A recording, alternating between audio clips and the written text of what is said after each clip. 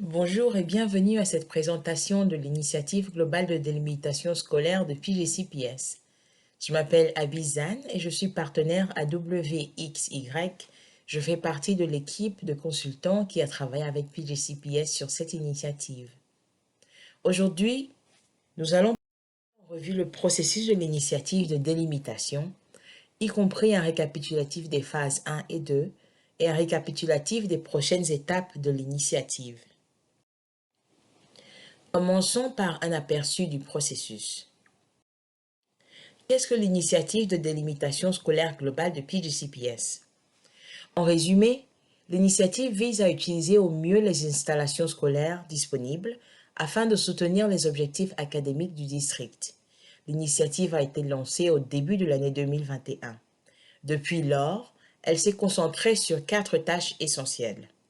Effectuer une analyse complète des circonscriptions scolaires, des modèles d'écoles préparatoires et des emplacements des programmes, élaborer 3 projets de scénario de délimitation avec la contribution de la communauté, affiner ces projets de scénario de délimitation avec la contribution de la communauté, et finalement présenter des propositions d'ajustement des circonscriptions à la commission de l'éducation pour approbation.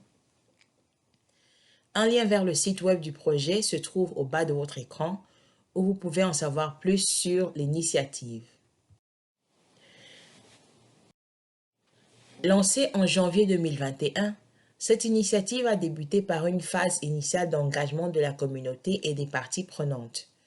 Les objectifs de l'engagement pré-scénario étaient de présenter le processus de planification, de partager les données relatives aux défis du district et de comprendre les priorités des membres de la communauté en ce qui concerne les circonscriptions scolaires.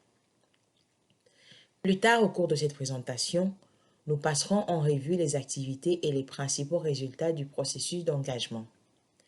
Après l'engagement du pré-scénario, l'équipe du projet a entrepris le développement du scénario. Au cours de cette phase, nous avons utilisé les contributions de la communauté pour élaborer 3 projets de scénario pour la mise à jour des circonscriptions scolaires de PGCPS. Chaque scénario de délimitation comprenait des modifications potentielles des circonscriptions pour les écoles primaires, les collèges et les lycées. Ces projets de scénario ont été partagés dans le cadre du projet de rapport de scénario rendu public à la communauté PGCPS. Ensuite, la phase 2 de l'engagement a eu lieu entre juin et novembre 2021. Cette phase d'engagement visait à aider les participants à comprendre les 3 projets de scénario et à recueillir des commentaires à leur sujet. Ce retour d'information nous a conduit à la phase actuelle de l'initiative, l'élaboration du scénario final. Au cours de cette phase, les dirigeants du district ont travaillé en étroite collaboration avec l'équipe du projet et se sont appuyés sur les contributions de la communauté pour sélectionner un projet de scénario à affiner en un scénario final. L'équipe a utilisé les contributions de la communauté pour affiner le projet de scénario sélectionné. Cette phase a également donné le coup d'envoi du processus d'approbation des modifications des circonscriptions. Dans ce processus, le comité consultatif de délimitation, un groupe de dirigeants de PGCPS qui donne des conseils sur les changements de circonscription, s'est réuni pour affiner et finaliser un scénario de limite et le proposer à la directrice exécutive pour examen. Après approbation, la directrice exécutive présente le scénario final de délimitation à la communauté de l'éducation. La commission de l'éducation organise ensuite des auditions publiques sur les changements proposés. En faisant un zoom arrière, nous arrivons aux 2 dernières étapes de l'initiative. En novembre de cette année, les nouvelles limites seront soumises à la commission de l'éducation pour approbation finale. Enfin, les nouvelles délimitations entreront en vigueur à partir de l'année scolaire 2023-2024. Examinons de plus près les phases 1 et 2 et découvrons les principales conclusions de chacune d'entre elles, en commençant par la phase 1. L'engagement fait partie intégrante de cette initiative depuis le début et il s'agit d'un processus à double sens. Il est conçu à la fois pour informer et éduquer les membres de la communauté du PGCPS et pour recueillir des données et des idées importantes sur leurs expériences et leurs priorités avec le système scolaire.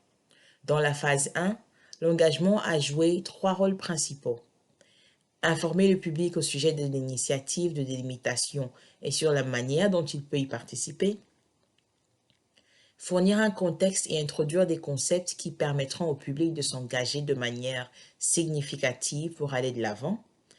À cette fin, l'équipe du projet a fait part d'un aperçu des conditions passées, présentes et futures prévues au sein de PGCPS. On se concentrera sur l'utilisation et la capacité des écoles. Et troisièmement, comprendre les priorités des membres de la communauté en ce qui concerne les circonscriptions scolaires. Au cours de la phase 1, nous avons organisé 5 conversations communautaires avec un total de 1157 participants. 2 de ces réunions ont été animées en espagnol. Toutes les réunions se sont déroulées virtuellement et comprenaient des discussions en petits groupes dirigés par des animateurs qualifiés. Au cours de ces réunions, les animateurs ont enregistré plus de 750 commentaires des membres de la communauté. Le site web du projet a reçu 7880 visites pendant la phase 1. 3 thèmes clés sont ressortis des conversations communautaires de la phase 1. D'abord, le vieillissement et des installations scolaires de qualité inférieure. Les participants ont soulevé de nombreuses inquiétudes quant à l'état des installations scolaires de PGCPS, notamment quant à l'impact de l'état des installations sur le moral des élèves et la qualité de l'enseignement. Deuxièmement, les impacts de la surutilisation. Les participants ont soulevé des inquiétudes quant à l'impact des nouveaux développements dans le comté sur l'utilisation des écoles, ainsi que des questions sur l'impact de l'utilisation sur la sécurité, la santé et la qualité de l'éducation des élèves. Enfin, bien que cela ne relève pas du champ d'application de cette initiative limitrophe, de nombreux participants ont signalé l'importance de l'accès aux programmes spécialisés, y compris les préoccupations concernant l'accès équitable à ces programmes. Ces préoccupations comprennent la distance parcourue et les besoins des apprenants de la langue anglaise et des élèves de l'éducation spéciale. Un large éventail d'autres thèmes a été soulevé lors des conversations communautaires de la phase 1, notamment transport et distance par rapport à l'école, COVID-19 et ses implications dans les décisions relatives aux circonscriptions, nouveaux développements dans le comté, performance scolaire y compris le ratio élèves-enseignants, les questions d'équité y compris l'équité régionale, l'équité pour les étudiants handicapés et ayant d'autres besoins spéciaux et plus encore. La sûreté et la sécurité, y compris les problèmes de sécurité liés au transport et à la distance jusqu'à l'école, et les écoles surutilisées. Enfin, les programmes linguistiques, y compris le désir de voir plus de capacités pour les programmes qui soutiennent les apprenants de l'anglais. Ces informations ont permis d'élaborer 3 projets de scénario de délimitation. Ces projets de scénario ont été publiés au printemps 2021 dans le rapport sur les projets de scénario, ainsi que les principales conclusions de l'engagement et un aperçu du contexte du projet et des concepts clés. Le rapport condensé de 17 pages a été publié en anglais, en espagnol et en français. Et l'ensemble du rapport de 119 pages a également été publié en ligne. Maintenant, passons en revue les 3 scénarios de projet. Chaque scénario de projet comporte un ensemble unique d'objectifs et de paramètres. Pour le scénario numéro 1, l'objectif clé est d'apporter les extrêmes utilisations et de minimiser les raisonnages.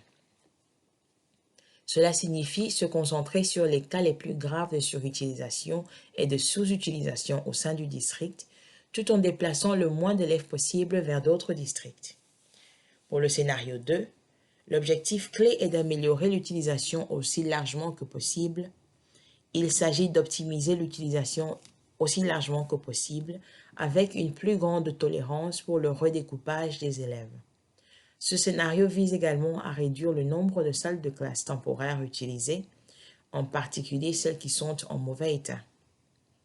Et il consolide les écoles élémentaires en se concentrant sur l'amélioration de l'utilisation des ressources. Pour le scénario 3, l'objectif est de maximiser le nombre d'élèves scolarisés dans les installations modernisées. Ce scénario garantit que le plus grand nombre possible d'élèves fréquentent l'école dans des installations plus récentes ou plus modernes. Il supprime le besoin de salles de classe temporaires, à l'exception de celles qui sont en bon état. Une fois les 3 scénarios élaborés, nous avons cherché à obtenir davantage d'informations de la part de la communauté lors de la deuxième phase d'engagement.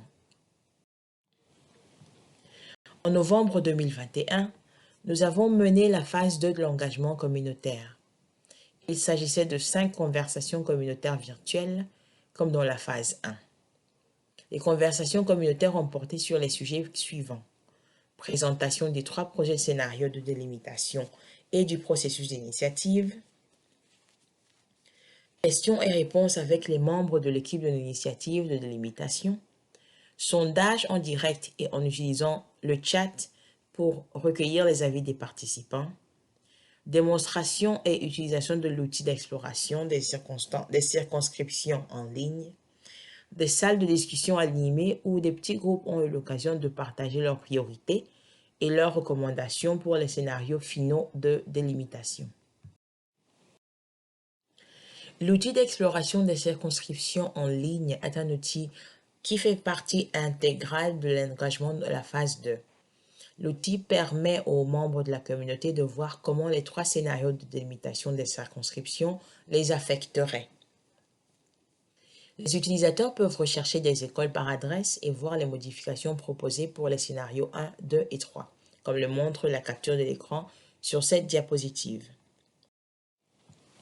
Le sondage en ligne a également joué un rôle clé dans cette deuxième phase d'engagement. En complément des commentaires recueillis lors des conversations communautaires, cette enquête a donné à la communauté l'occasion d'exprimer ses préférences et ses préoccupations particulières concernant les 3 scénarios de délimitation.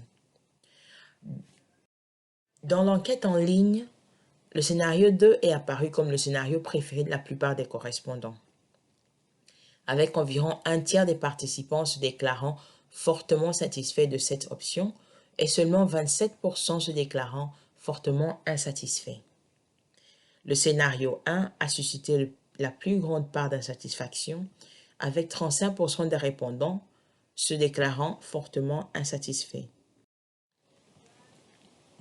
Au cours des 2 phases de l'engagement communautaire, cette initiative a fait participer 2570 personnes à des conversations communautaires. Le sondage en ligne et les formulaires de commentaires ont reçu un total de 1948 réponses. Le site web du projet a reçu plus de 13 194 visites. L'outil en ligne a été consulté par plus de 4 500 utilisateurs uniques. Quelles ont été les principales conclusions de toutes les activités d'engagement? Tout d'abord, la surutilisation a été considérée comme la plus grande priorité pour l'engagement pour l'ensemble des participants. Les tendances en matière d'engagement indiquent que le scénario 2 est le scénario préféré des membres de la communauté participante, sur la base d'une combinaison de réponses directes dans l'enquête, de commentaires et de sondages lors des réunions, et d'un alignement général sur les priorités des participants. Le scénario qui améliore le plus l'utilisation dans le district est conforme aux priorités des participants. Enfin, de nombreux participants ont exprimé leur inquiétude quant à la manière dont le développement, la qualité des écoles et la distance entre l'école et le transport scolaire seront pris en compte dans les circonscriptions finales. Il est important de noter que certains groupes étaient sous-représentés dans l'ensemble des engagements. Dans la phase 2, les résidents hispanophones, hispaniques et latino-américains étaient sous-représentés. Ce groupe avait évalué l'état des installations de façon plus positive que les autres groupes au cours de la phase 1. Enfin, passons en revue les prochaines étapes de l'initiative. Les prochaines étapes clés comprennent une séance de travail avec la commission de l'éducation à la mi-octobre. Plus tard dans le mois d'octobre, le public sera invité à participer à 2 séances publiques virtuelles relatives aux délimitations. Enfin, de fin octobre à début novembre, le district publiera une proposition de délimitation, première lecture et deuxième lecture, à la disposition du public. Si vous souhaitez en savoir plus sur l'initiative globale de délimitation, veuillez visiter le site web du projet à www.pgcps.org/boundary. Vous y trouverez de nombreuses ressources de la phase 1 et de la phase 2, notamment présentation et enregistrement des réunions publiques, les rapports d'engagement de la phase 1 et de la phase 2, les projets de rapport portant sur les scénarios de délimitation, et l'explorateur de scénarios de délimitation, l'outil en ligne qui vous permet d'explorer comment les changements de délimitation proposés vous affecteront directement. Merci.